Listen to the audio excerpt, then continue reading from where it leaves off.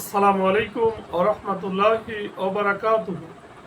এ পর্বে আমাদের আলোচনা সূরাত আলা, কুরআনুল কারীমের ৮৭ নং সূরা, প্রথম পর্ব। আলহামদুলিল্লাহ, সালাতু ওয়াস সালাম আলা রাসূলিল্লাহ ওয়া আলা আলিহি ওয়া সাহবিহি আজমাইন, আম্মা বাদ। আউযু বিল্লাহি মিনাশ শাইতানির রাজীম। বিসমিল্লাহির রহমানির রহিম।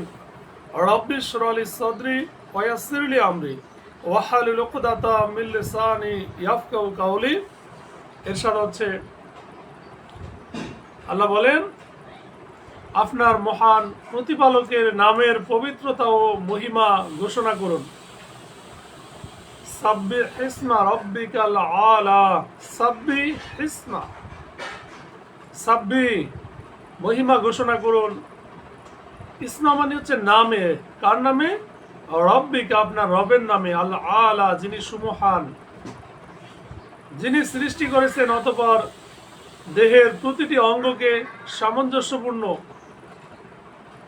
আল্লাযী খালাকা ফাসাওয়া, যিনি সকল বস্তুকে পরিমাণ মতো সৃষ্টি করেছেন অতঃপর জীবনে চলার পথ নির্দেশ করেছেন।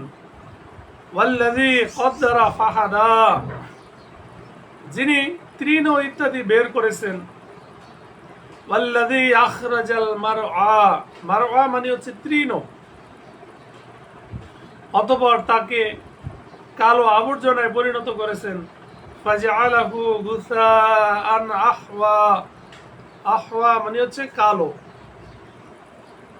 আল্লাহ বলেন, আমি আপনাকে পরিয়ে দেব যার ফলে আপনি ভুলে যাবেন না। সুবহানাল্লাহ। সানুকরিউকা ফালা তানসা, তবে ওটা বাদে যেটা আল্লাহ তাআলা রহিত করার ইচ্ছে করবেন। তিনি জানেন যা প্রকাশ্য আর যা গোপন। ইল্লা মা শা আল্লাহু ইন্নাহু ইয়ালামুল জাহরা ওয়া মা ইয়াখফা। জাহর মানে হচ্ছে প্রকাশ্য, আর ইয়াখফা খফুন মানে হচ্ছে গোপন। আল্লাহ বলেন, আমি আপনার জন্য সহজ পথ অনুসরণ করা আরো সহজ করে দেব। সুবহানাল্লাহ। ওয়ানুয়াসসিরুকা লিল ইউসরা। ইউসরা মানে হচ্ছে সহজ। কাজে আপনি উপদেশ দিন যদি উপদেশ উপকার দেয়। ফাযাক্কির, অতএব হে নবী আপনি উপদেশ দিন। ইন্না মাআতিয যিকরা, যদি এই উপদেশ কল্যাণ করা হয়, যে ভয় করে সে উপদেশ গ্রহণ করবে। সায়াযাক্কারু মান ইয়াখশা, আর তা উপেক্ষা করবে যে চরম হতভাগা। ওয়ায়াতাজান্নাবুহাল আশকা, যে ভয়াবহ আগুনে প্রবেশ করবে। আল্লাযী ইয়াসলান নারাল কুবরা, অতঃপর সেখানে সে না মরার মতো মরবে আর না বাঁচার মতো বাঁচবে।